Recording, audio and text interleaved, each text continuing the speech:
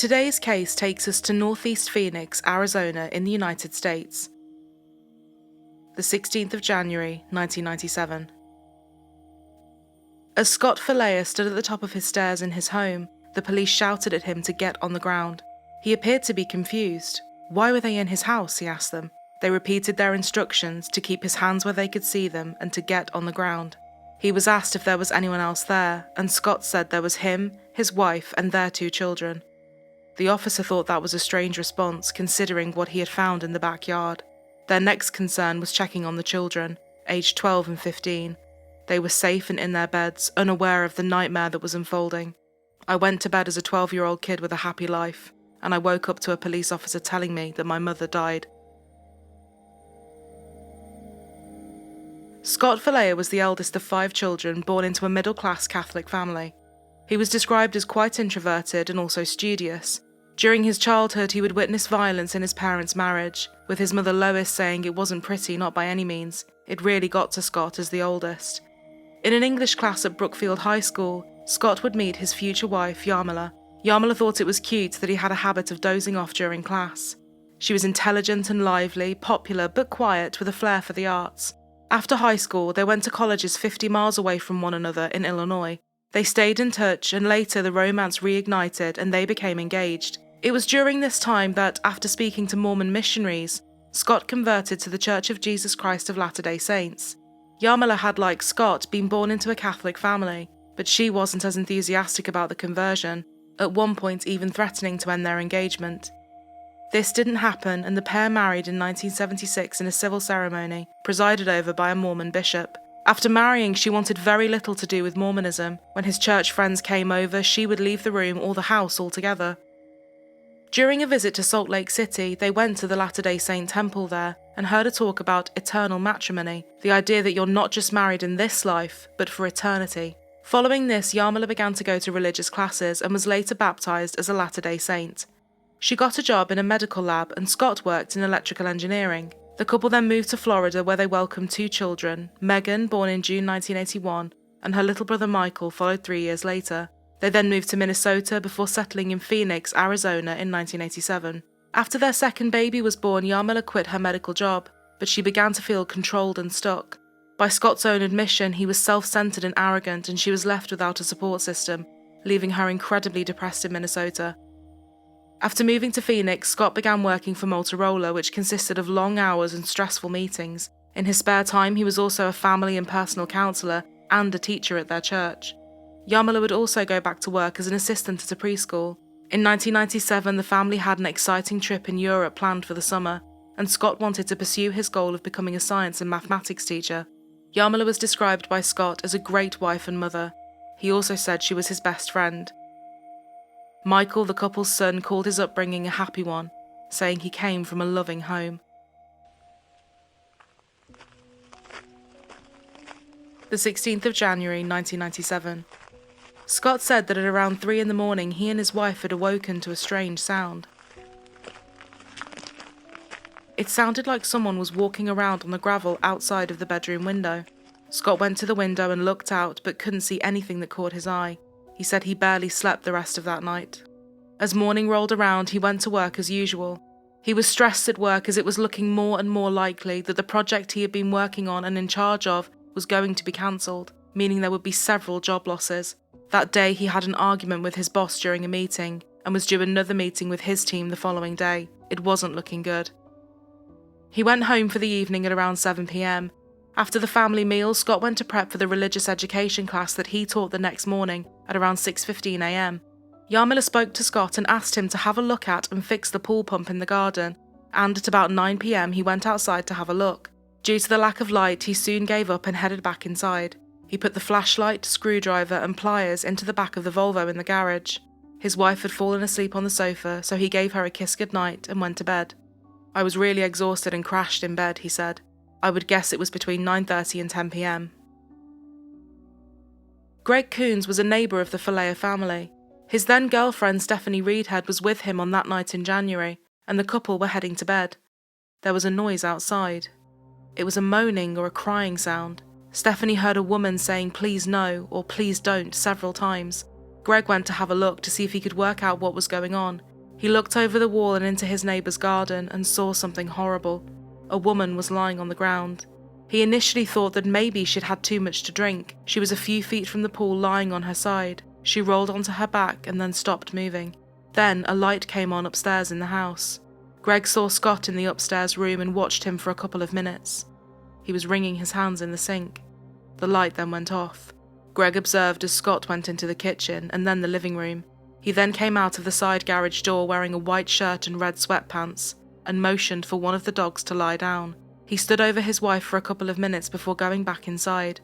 After 3 or 4 minutes, Scott came back out. He was wearing a glove and putting the other one on. Scott appeared to be looking in Greg's direction, so he kept his head down while he continued to observe. Scott dragged his wife over to the pool, rolled her in, and held her underwater. Greg shot back inside and at 10:57 called the police. 911, what is your emergency? I don't know. My neighbors, there was a bunch of yelling and screaming going on. I looked over the fence, and the husband just threw, I believe, the wife to the pool, and it looks like he's holding her underwater. All right, I'll get somebody out there. Thank you. Police officer, my front yard. Okay, can you talk with the officers? This male next door threw his wife in the pool, and now he's holding her down underwater. The police had never received a call or report relating to this address before. Officers from the Phoenix Police Department were immediately deployed, and officers Joel Tranter, Kemp Layden and Steven Stanowitz were soon on scene. The officers needed to take extreme caution as they had no idea what they were walking into. In the pool, they found Yarmila's body floating, surrounded by blood. Steven immediately pulled her out, but he knew that there was nothing they could do. 41-year-old Yarmila was gone. I've never seen a shark attack in person, but to me, it was reminiscent of a shark attack, Joel said. Joel and Kemp then noticed something. Someone was moving around in the upstairs of the house. Steven stayed with Yarmila and Kemp drew his gun and ran into the property. As Scott came downstairs, he was told to keep his hands where they could see them and to get on the ground. Another officer, Joseph Jones, saw blood behind Scott's right ear and on his tricep. His report said, as he spoke to me, he seemed very shaky, with shortness of breath. He also had difficulty breathing. Scott was taken into custody and loaded into the police car. He later said that he sat in the car outside the house for over an hour and overheard the officers talking about his wife. It was obvious that she had either been badly hurt or killed. The officers then woke up the Falater children and broke the news to them. Their mother had died. Scott was driven to the station to be interviewed. 1:53 a.m., the 17th of January 1997. Obviously you think I did it. I don't know what makes you think that. Well, because I had a neighbor staring at you watching you do it, that's why. Jeez. Waiting for Scott at the station was homicide detective John Norman, who soon began the interrogation. Scott was adamant that he couldn't remember anything. He said the first thing he could remember of that night was an officer shouting at him to keep his hands in the air. He said he was stood at the top of the stairs in his pajamas. Neighbors saw me pushing her in the pool. You've got to be kidding. That brunette? I'm sorry, I don't remember doing it. There was no blood on his top or bottoms, so John asked him why was there blood on his neck. Scott said he didn't know. He also had a bandage on his finger. He said he didn't know how that got there. John said that they had found Yarmila with stab wounds in the pool and his neighbour had seen him push her underwater.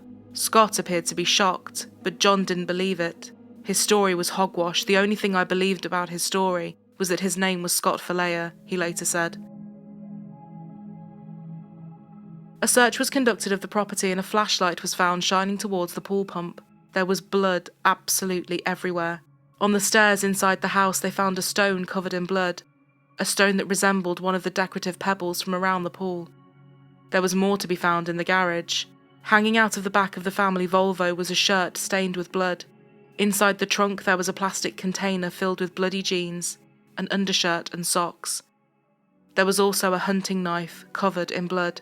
A black plastic bag was next to the box and that contained brown boots and black leather gloves, both of which were also heavily soaked in blood. Yarmila Falater had many shocking injuries. There were 44 stab wounds, 12 defensive wounds to the hands, 2 behind her left ear, 3 to the stomach, 6 to the back, 10 to the chest, and 11 to the neck. 5 of the wounds were 4 inches deep. 1 of the stab wounds had wounded her heart and 3 of them had pierced her lungs. She also had water in her lungs. The day after the killing, the 2 children were interviewed. They said they could think of nothing unusual about that evening, nor anything that could have led to this. There had been no dispute or argument. Their mother had been reading a book and watching television when they went to bed at 9:30 p.m. Scott Falater was charged with first-degree murder. He was adamant he didn't know what had happened.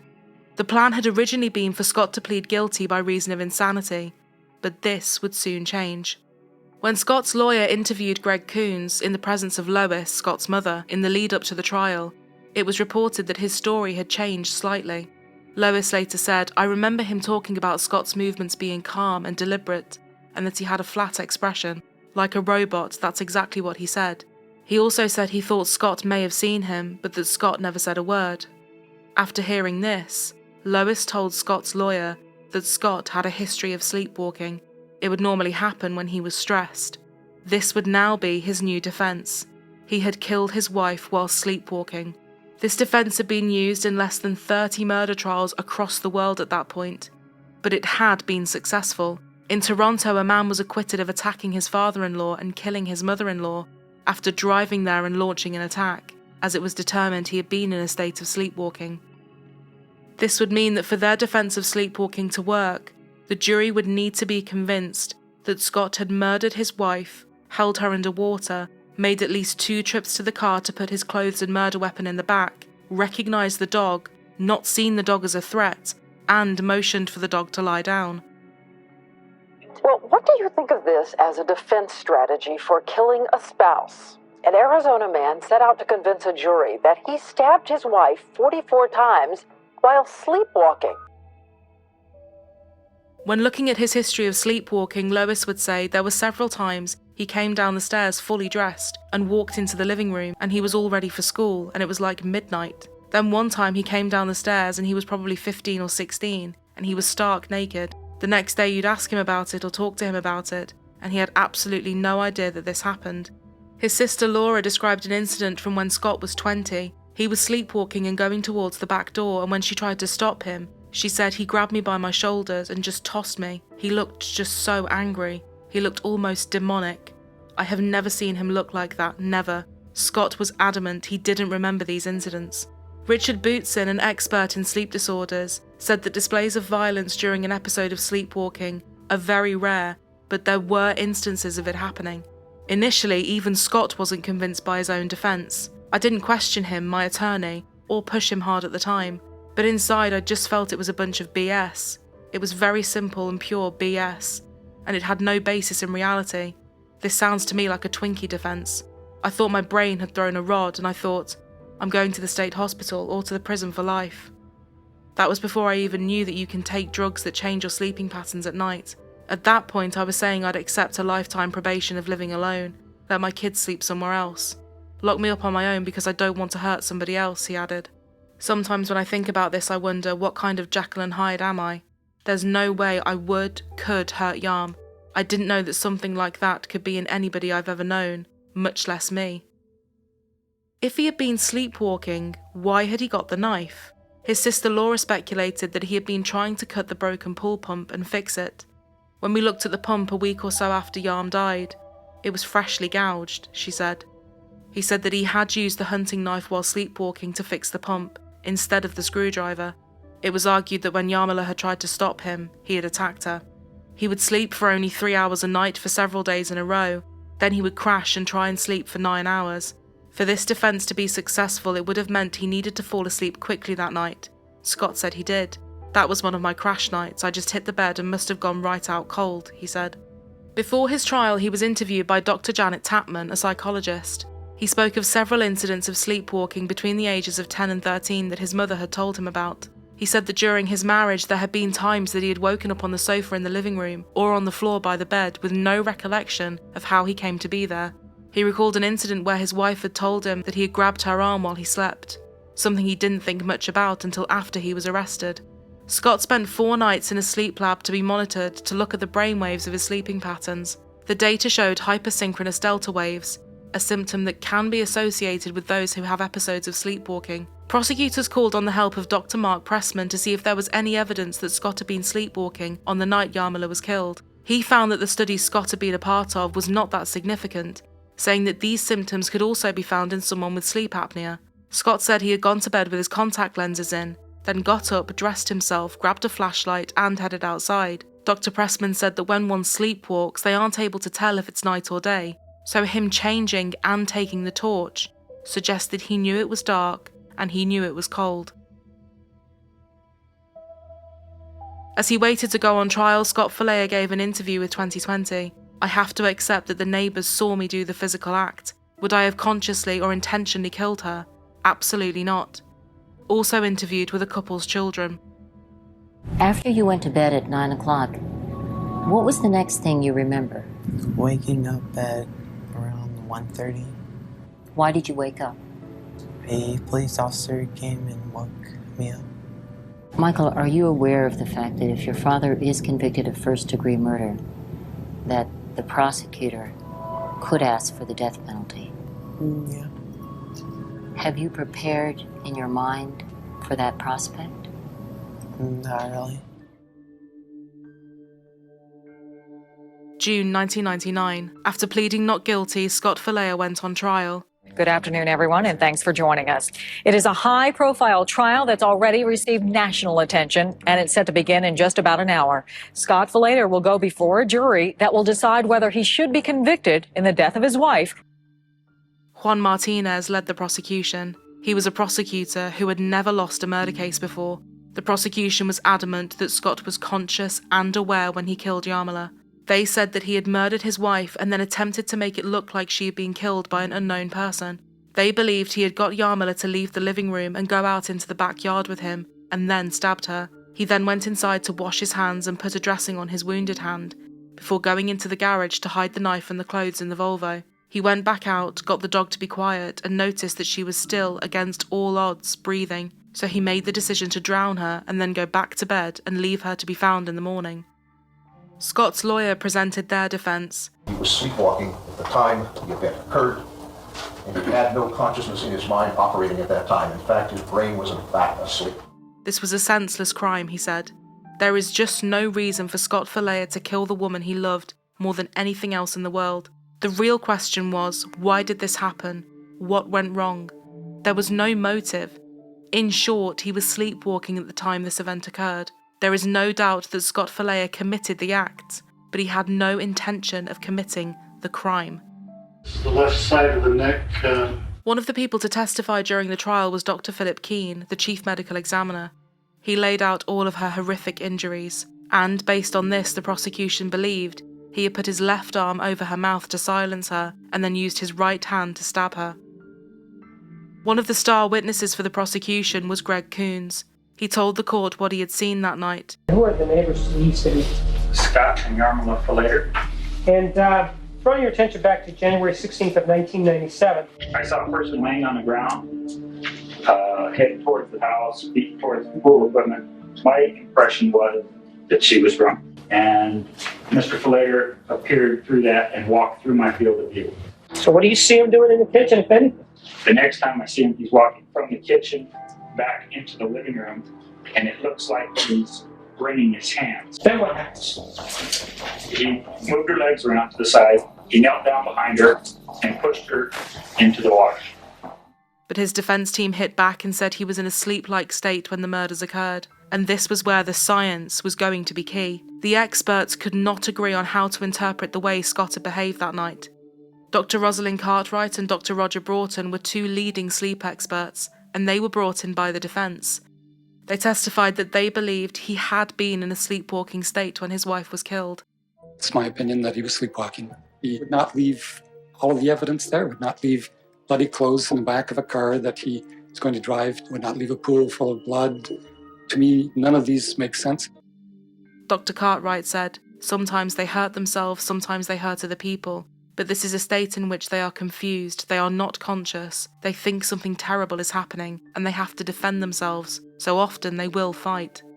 The officer who had conducted the search of the house and found the knife and the bloody clothes also testified, and the police argued that this showed he had attempted to wash the blood off himself and hide the items.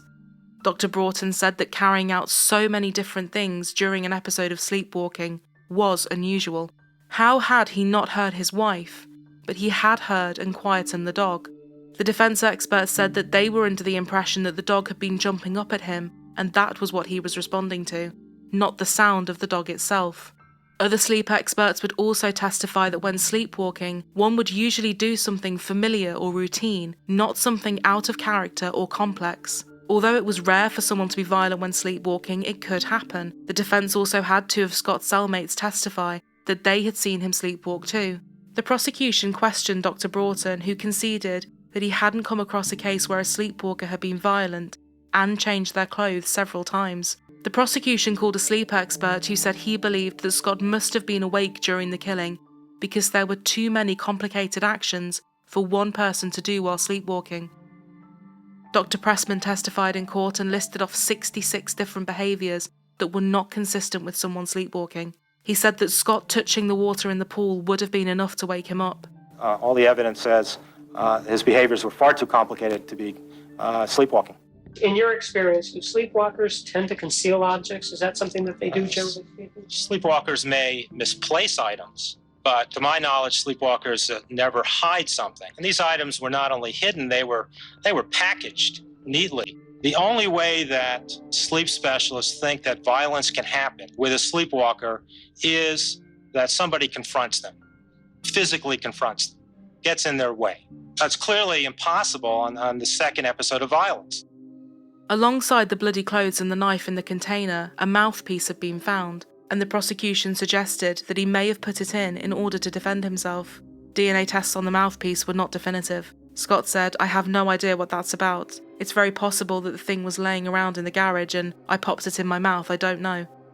One of Yarmila's friends testified that she and Yarmila talked about everything, and she had never expressed issues about her marriage. She did say that Yarmila had told her about an incident when Scott had been going through the wardrobe during the night and appeared to be asleep. This image of a picture-perfect marriage was called into question by the prosecution. They said that Yarmila was not happy being a Mormon and she didn't want any more children. Scott did. Also, when her body was found, she was not wearing her wedding ring. His defense argued that these were not the major disagreements they were being made out to be, certainly not a good enough reason for him to commit murder.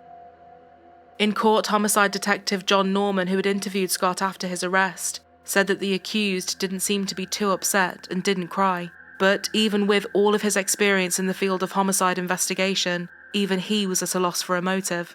The relationship seemed to be good. There were no allegations of domestic abuse or arguments. They were financially stable, there were no affairs, there was no alcohol abuse or substance misuse. Scott said Yarm and I hadn't even had an argument. We hadn't screamed and shouted at each other in 15 years. I never would have thought of hitting her or striking her or yelling at her. Phoenix Police Sergeant Mike Torres said, "Usually you're able to find a motive, you're able to find out reasons behind an action. But this one has remained a mystery. We don't know, and I don't know that we ever will." Court paperwork said the question of motive remains unanswered. It was now time for the man at the centre of this to take the stand. He repeated his story. He had no recollection of what had happened that night. He told the jury that he and his wife were happy and devoted to each other. "There was no way I could do that, not intentionally. I loved her.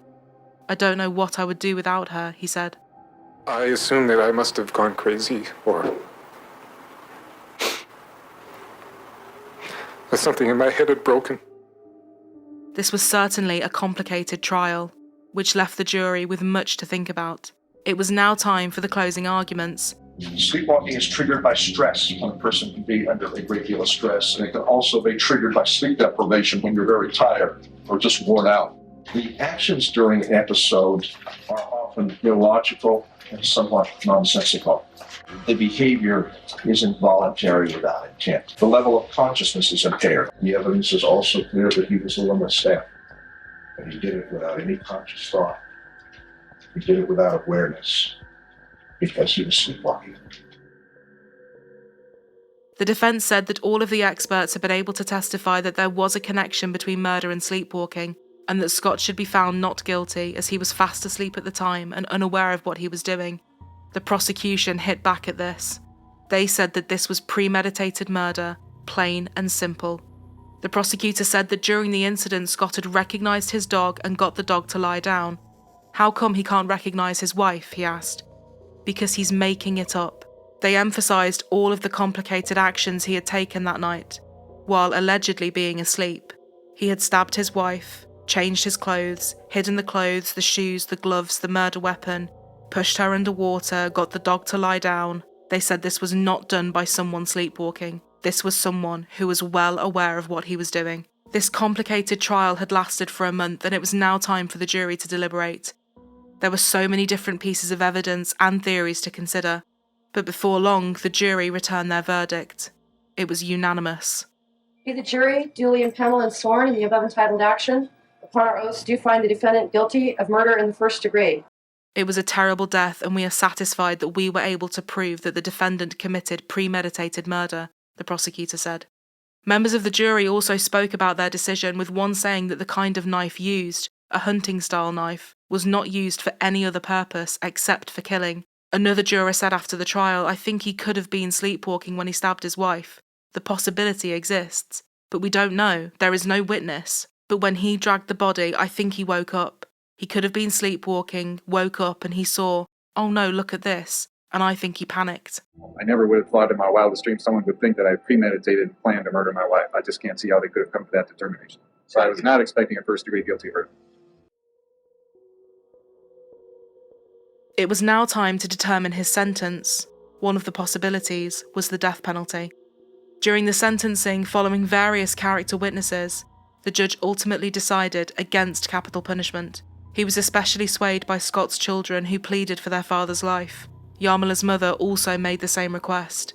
Consequently, Scott Falater was sentenced to life in prison without the possibility of parole, and he showed no emotion as he was sentenced. His defense lawyer said that while the sentence was not a surprise, they were planning on appealing. Scott and Yarmila's children supported him throughout the trial and sentencing. "He is still my dad, and I hope to always have that relationship with him, whether he's in prison or out," Michael said. It was a murder case that shocked people, in part because it was so gruesome, and in part because the killer claimed he was asleep when he committed the crime. Now the man convicted of killing his wife is speaking out from behind bars. I think about what she had to go through that night, and the pain and the terror she had to feel, I can't even fathom. But I believe that she would be willing to be more understanding and forgiving of me than I feel right now about myself. Yes. I just said, what do you say, or what do you think of the people who look at you, including those jurors who convicted you, and just say, are you kidding me? There's no way I'm going to buy that. There's no way someone could sleepwalk their way to stabbing someone who they purport to love 44 times and then drown them. He maintains that regardless of how believable it is, it's the truth. What happened on that night in January 1997 has caused much debate and conversation in the years since. Although there are many unknowns about the case, one thing is evident: just how loved and respected Yarmila was. Utterly devoted to her family and an amazing mother, she was someone who gave her heart to those that she cared about.